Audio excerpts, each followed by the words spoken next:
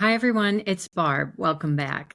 Today, I'm joined by someone who knows branding inside and out. But as you'll hear, our conversation goes far beyond logos and taglines. My guest today is Lee Bjarnason, currently the Chief Brand Officer for Eurus Entertainment. She also consults founders and entrepreneurs on their brands and draws from an amazing career and years of experience as a brand strategist and leader for accounts like Mercedes-Benz, McDonald's, Kohler, Nissan, Ford, and Veggie Grill, just to name a few. What I love about this conversation with Lee is that she takes us to a pivotal moment in her career when things got fractured, to use her language. And that fracture opened her up to brand new possibilities. However, as you're going to hear, not without some initial resistance on her part. She shares the moment her body and her inner wisdom said a very clear no more, and how that unexpected pause reignited her creativity via an unexpected and surprising project. And then how that project ultimately changed the way she sees creativity and how she works with people today. We explore trust, alignment, finding your true voice, and why your body often knows more than the mind, or at the very least might know before the mind. I think you're going to really enjoy Lee's story and find her refreshing and deeply relatable. Thank you, as always, for being here. If you know anyone that would benefit from this conversation, please share it. And without further ado, here's Lee.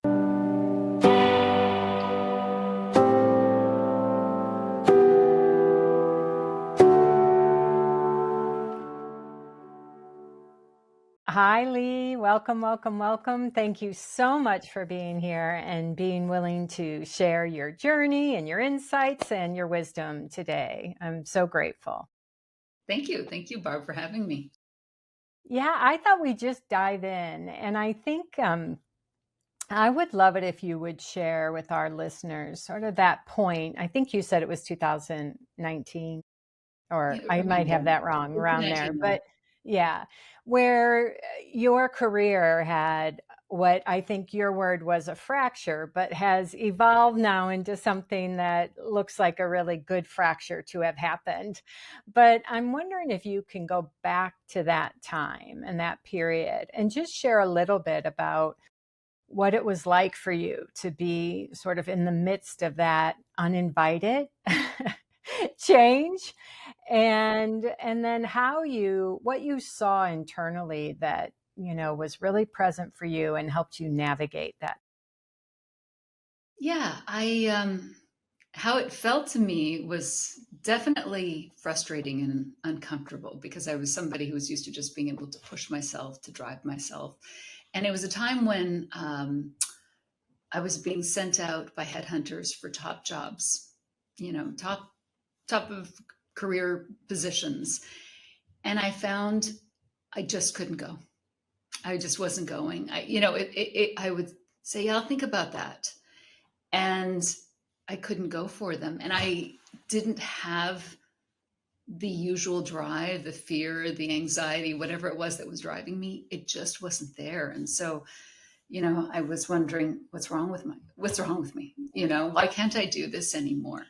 And that's it was a little bit of a frustration. I mean, I'm sure it was burnout, partly, but it was also, when I look back right now, it was, my wisdom just saying, I can't do this anymore. It was like, I think internally I knew that I could go and perform for these jobs and that I'd get them.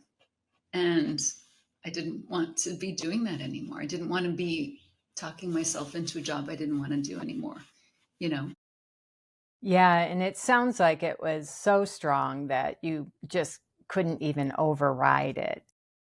That's exactly it, actually. I couldn't override it, and I had been able to override it my whole life, and I didn't know what was happening. Like I felt, I was very angry with myself. Like, why can't I just do this? Just go. And it was like a shutdown, and I felt badly that irresponsible that I was just not stuck. Yeah. So when did the sort of self-deprecating, worrying about yourself, when did that start to shift and look like maybe there's wisdom in this? I mean, was it clear or did you just, how did that journey process go for you? It's That's an interesting question. It was both present at the time, I think a little bit, but it took me a long time to fully accept that it was wisdom. So it was both. It was kind of like an inner knowing of, I can't do this anymore. I don't want to do this for the rest of my life. And I can't perform my way into roles I don't want to do anymore. In a way, I felt like I was selling myself or, performing into roles in a way that was not how I wanted to operate anymore. But, and so there was an emotional sense of that. Uh, but I don't think I could have justified that myself, as in like there was an internal knowing, but then there was a part of me that was very much, there's just something wrong right now. I'm just burnt out. And it's interesting because I don't think it was burnout, but it was burnout because of an emotional issue, which is, disalignment. Yeah, but I think that's so powerful. And I know I can relate for myself when you know, in my business, there have been times when I have tried to like override and push and like call from the past, those parts of me that were like driven and could push through and do it anyway. More and more, it's like impossible to do. And in one way, I'm grateful for it. But man, when it looks like you need it, it is. I think that piece of where we start to look at like where the problem, and if we could just fix our drive or our focus or something, then it would be all right. And yet what you were being nudged in a much deeper way was, hey, no more. Like the no more was wisdom. Yeah. Yeah. Yeah. Yeah. And, working with a lot of executives over the last few years in particular, it's a theme I hear over and over and more often now, like the old ways of success and just don't do it anymore. And there has to be another way. And so it sounds like you've been on that journey of another way. Yeah. And actually, when I think back to it, I'm quite pleased with my little inner self that was just like, Yeah. no, Yeah. absolutely not. There was something inside that was just being rebellious in a way that I am not usually rebellious. So how did you make peace with that? How did you get in alignment with yourself? Well, I think I've told you this story. It's funny because at the time, I didn't want to go out for some of these positions, and I started doing a fun thing on the side. I started doing a fun podcast, which when I started it, friends were saying, you should do it on, something like women in business or something very similar, advertising, branding, and something similar to where my area of expertise. And I just didn't want to do that. I wanted to do something fun. I think I I felt like I was slowly killing my creativity by bowing down to clients and, harnessing my creativity so much for to deliver results. And I just wanted to do a podcast that was fun. And so I thought about subjects that I could dive into deeply. And I landed on one that really had absolutely no benefit to my actual career. And it was something a friend of mine and I used to bandy about, talking about the Beatles and why they broke up. This is one of the great, great mysteries of the Beatles world. Is there's a couple like which Beatle is the greatest genius and why did they break up? Those are the two central mysteries. And so this a friend of mine and I used to discuss this and talk about like, well, I think this is what happened. It just seemed like to this day, it's still a question of why did the Beatles break up, which means that the explanation that they gave did not satisfy us. It continues to be a question in our minds. So there's something not right about the answer. And so I decided with this friend that we would revisit in depth. I took all of my strategy skills and we said, okay, let's do all the research and look at the behaviors of the various Beatles, what happened, all the factors, and we'll lay it out and retell the story. And so I started working on this at sort of on the side while I was trying to push myself to go back and work professionally. And it was a little bit of a secret. Like it was a little almost, I felt ashamed because I should have been focusing and, getting myself together and going out there and working. And it was just something I was doing, putting a lot of time and effort into because I loved it. It was fun. Yeah. Well, and I think what's so brilliant about both your just sort of inability to override and get the next job like you've always done, and your inability to not move in the direction of this creative project and podcast is both your wisdom, the wisdom in the body, just kind of having, just like moving in a direction. And then there's what our thinking does about it, right? Yes. Yes. And then there's all the assessment and worry and, giving ourselves that hard time. But it's such a great example.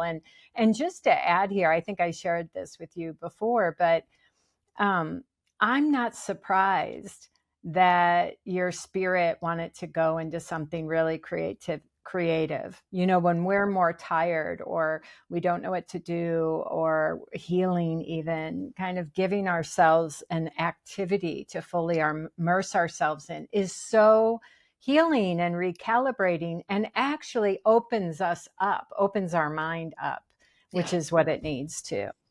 Oh, yeah. It's unbelievable what it did. It gave me my voice back, in terms of, you get trained in corporate America to speak, even when you're in a creative job, to speak in a certain way and please. And it allowed me to step back into saying what I wanted to say and to tell a story the way I wanted to. It was enormous. I mean, I still have the podcast. It's enormously enjoyable and important. And what I realized, to your point about the wisdom, was that my actual work became so much better when I started to integrate more of what I did in my podcast, which is that I needed to lean more into my creativity and my own voice. It just, that's really what needed to happen for me to go back to anything that was professional. I kind of needed to pull that back in. So yeah, it was wisdom. I love that, and that piece of like in the corporate world and, the kind of the business appropriate, these ideas we have about what we can say, do, and how to present ourselves in those environments when you've grown up in them and worked as many years as you have and I have, like dismantling. Yeah.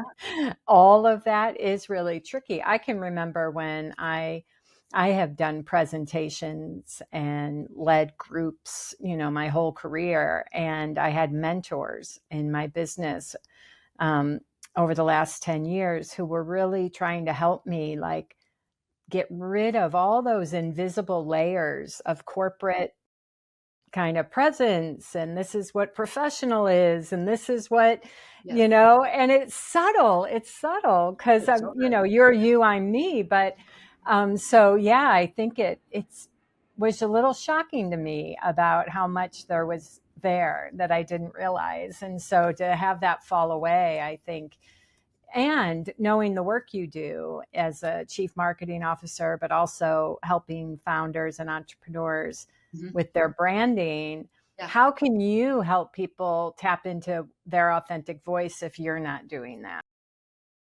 Yeah. Oh, yeah. It's been such a massive learning for me about the power of finding your inner essence, basically. And that's the same for a company or an entrepreneur, is that leaning into that and realizing it's such a strength. Yeah. It, there's a spiritual and creative element. I think we discussed this, but I think that's what it let me trust as well. As, instead of just doing analysis and kind of putting a creative layer on it, I now believe deeply that, this sounds a little woo woo, but all brands are, they are a form of life. Companies are a form of life, and we're creating something in the world. And so, um, understanding how much there's a soul to something is important, Yeah. and being able to bring that into any form of work that I do. I'm not talking about like spirituality or anything like that when I go to companies, but I am talking to them about the soul of their company. And, and I think so far I've had no pushback on that. Yeah. Yeah. I know people always ask me the same thing. Do you have to be careful? I'm like, of what? Like people surprise you and are way more open than we realize. But I'm curious, how did to go from sort of this high functioning, high achievement, very driven kind of leader and performer, then you step away, you start to access this creativity you've always had, but it sounds like a lot more was happening. Like you were finding your voice, and then this spiritual kind of realization. Can you talk about that a little more? Like, how did that show itself? How did that deepen in you? Well, I have to credit Rohini Ross, who I've worked with for many, many years. And, We I always love say to her, Rohini. Yeah. yes. And I always say that I'm a slow learner. I felt like she was telling me all of these things right from the start. And, I had to go through all of this, years of sort of integrating her wisdom to fully understand what she was saying. It took me even a long time to tell her, my therapist and coach, that I had a podcast, and so she was like, that's great. That's amazing. Why aren't you talking about this? And so I think it was working it through with her, which was really important to me, is having another perspective, such a radically different perspective on the journey that I was taking was critical to me. And like I said, it's kind of, I would say there's a 5-year window. There was fully a 5-year window of going from a perspective of, I'm not being my professional self. I just need to rest and get back into it, to understanding that there was a lot of wisdom there that was telling me there's a much better way and I'm much more powerful than I've ever been right now in terms of bringing everything Yeah. to my work. Yeah. And I'm curious, and it may not be present for you, but is there a way that, or a insight or a moment, a place at which you started to see an experience where you were dropped in more to that feeling, to that spiritual nature, is and seeing the wisdom versus, you know, sort of, I like the way you put it, I just need a rest, to, oh, wait, Yes. no, something amazing is happening here. How do I pay attention and listen to that? Uh, no, I think it took me, unfortunately, I think it took me so long to integrate Yeah. the fact that I was doing everything in my podcast that I needed to be doing in work. Like it took me years of understanding that, I was every bit as rigorous. And I was doing exactly the same thing, doing a ton of research, telling a narrative and bringing it to life. And then telling a story basically with the story of the Beatles, the Beatles brand, and it took me years to integrate the fact that, you know, this, I am doing what I need to be doing in a better way. I wish there was a moment of, let me just think for a second, because I feel like it's happened in the past couple of years where all of a sudden it clicked and the other part went away. The other part that was my professional self. Like, this is my professional self right now. I don't know when it happened. I wish there was one aha No, moment, I but think that's fair. I yeah, should say maybe it's an unfair even question, but I know there are moments when sometimes we access kind of that deeper place, and we're like, oh yeah, this is where I want to build from, create from. And also, I think the layers of conditioned ideas yeah, about yeah, business, we've had those for years. So to allow them to just, it takes time for them to fall away. And I really appreciate you saying that it's not I had this insight and then everything was different. I think yeah. your journey is more like mine and everyone else's. So Yeah, yeah, yeah. Well, I do remember like the insight about the period in 2018-19 where I just thought, no, like it was like literally like a horse stopping, being like, no, we're not going there. That's how it felt internally. And it was frustrating because it was like, go, yeah, go. So yeah. that I do remember the clearing of it probably would, I would say, happened in the last year where I just thought, I'm, this is me right now. And it's much more Nice. powerful. Yeah. Yeah. That's a beautiful statement. This is me and it's much more powerful. I think that's really beautiful. And so I'm curious, as you then started to step into your work, you've said it's kind of changed the way you work with others. Can you articulate some of that? Yeah. Um,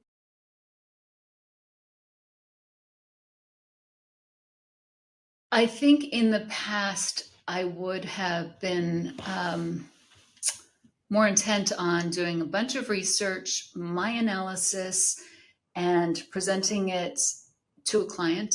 And, I do a ton of work. I'm very good at what I do, and I would have trusted that. But now I understand and trust a little bit more of the partnership, the magic of the partnership with the client and pulling forth all of the wisdom that they have, you know, as in it's not me performing for them. Part of my job is really tapping into the wisdom, the creativity that they have, because they have so much knowledge of the company, So I think that that's a change for me. And that's sort of a trust in our joint creativity to create something amazing and not have all the answers immediately.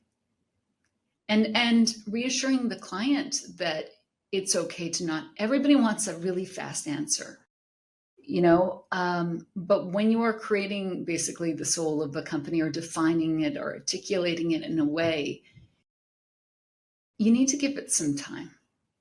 Like ChatGPT can do it for you in 10 minutes and it will be awful. Like I Yeah, try it all the time. Let's yeah, see what it comes up with. yeah, And so I think that's it, is trusting and really being confident in the fact that we're doing good work. I'm, doing good work with clients. And this takes a little bit, it's not therapy, but it is a sort of like pulling out of yeah. all the elements. So yeah, it's less me doing. There's still a lot of me doing, but it's much more trusting in the work and the creative process with the client. Yeah. Yeah, what a beautiful distinction around, the collaboration versus you coming in with all the answers, Yeah, and I think that again, it's such a good example in business where we often think that's what we're being paid for, and yet your ability to listen, hold space, draw out is such a gift and so powerful. And then it comes back to what you said before, then it's aligned, right? It yes, doesn't just sound amazing, right? yes. It's like aligned on all levels for the business. Yeah. Yeah, and I mean, I'm still coming in and doing a lot of the professional stuff, like you said, holding space for the creative container. And, I'm not allowing us to spiral into places that, I'm gently pushing us into new creative territory in a way that, I've been trained to do and believe is the right way to do. But it is pulling a lot more from their creativity, Yeah. And Yeah. so, so I guess I don't want it to seem like it's just like we just come up with it together. There's still, No, yeah, I don't yeah, hear that. Yeah, yeah, yeah. But I think it's a distinction that makes you stand out. And I'd say that, creates a lot of happy customers and clients, and also, just even in both of our examples, we sort of had to get through the layers of ideas about business, professional, what works, what doesn't, who we should be, what makes you successful, to find that authentic, true voice, right? So, of course, it makes sense that that's part of what we do for what you do for the companies that you're with. And to have the skill to do that is really important for sure.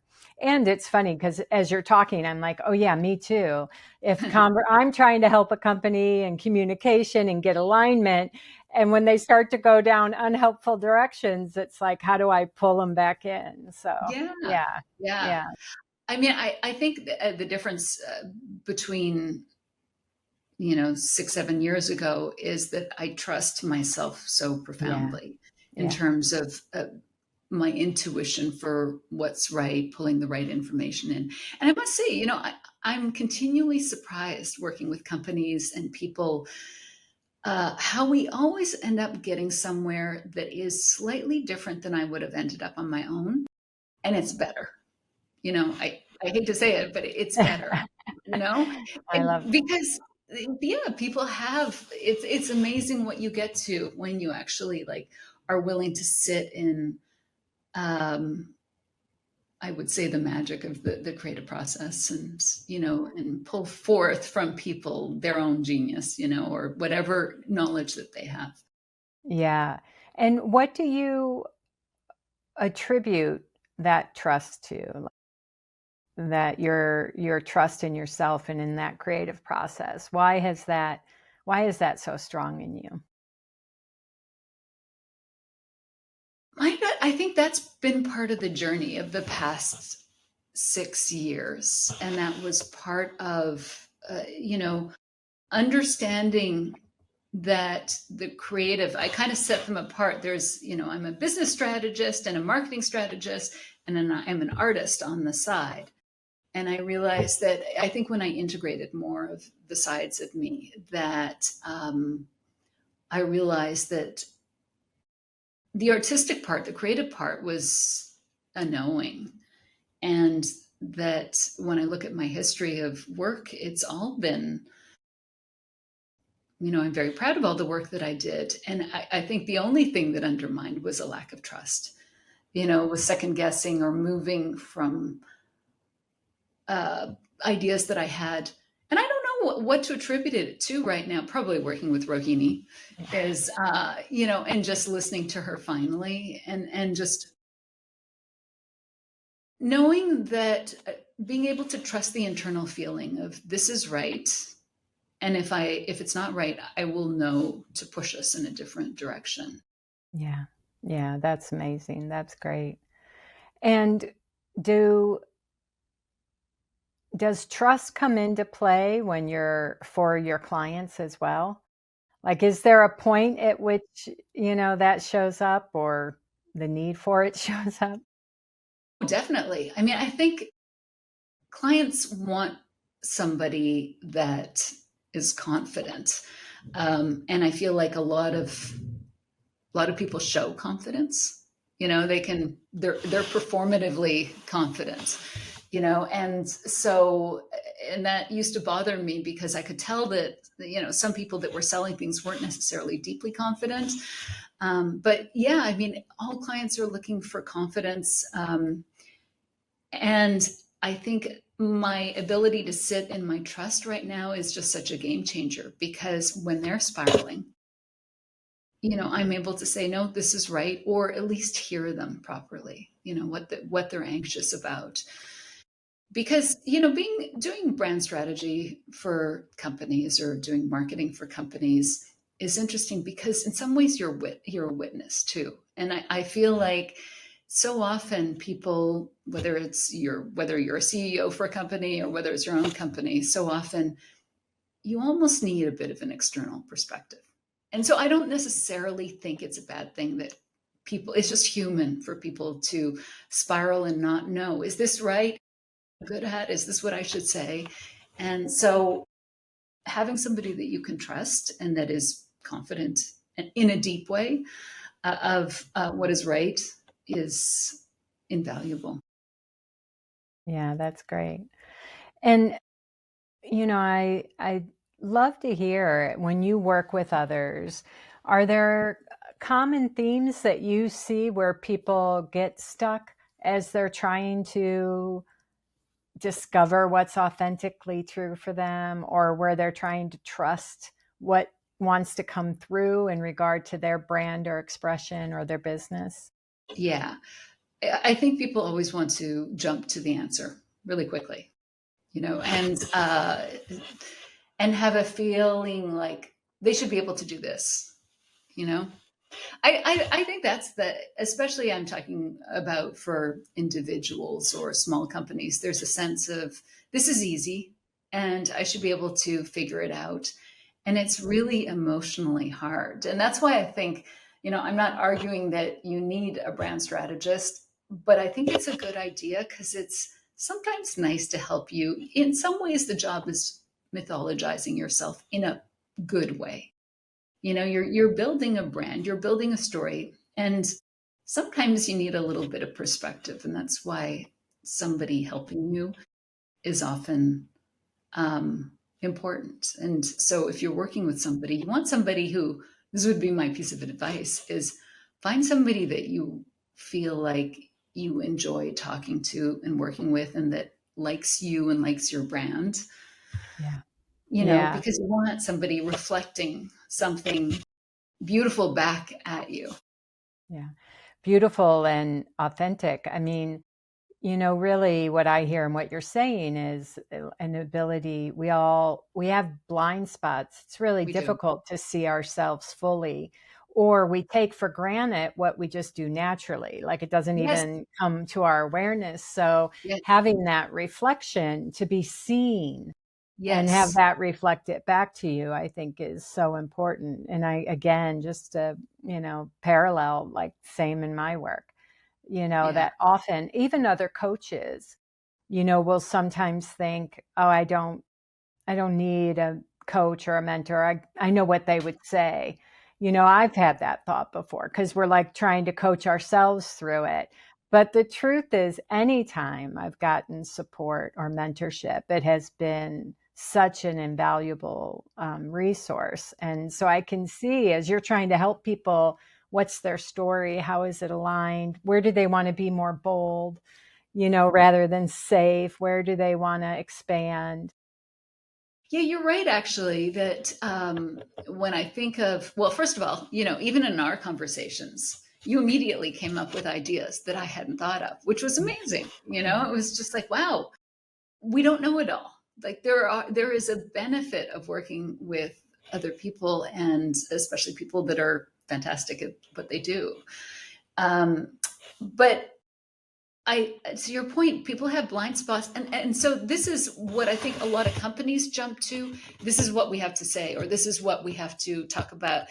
And for individuals, it's the same thing. It's kind of like an assumptive. I know what I should be saying, and so often the magic, what their strongest point or what we want to communicate is something that they don't know and can't see about themselves. And so it's being able to help them identify like this is your real genius and this is something beautiful that you're blind to is really important. And often it's reframing things, you know Yeah. And so, how do you, or what advice, or would you have for, um, what's the internal state you try and foster in those conversations with people so that they can hear the fresh or they can hear themselves in a different way? Yeah. Well, first of all, like enjoy this process. I want to take away the feeling of anxiety because no fear and anxiety are not good for creativity. And so, and an openness and not that jumping to, I know the answer, you know? And I just worked with somebody and sometimes I just want people to talk for a while. I just let people talk and get out what all the answers that they think, are there.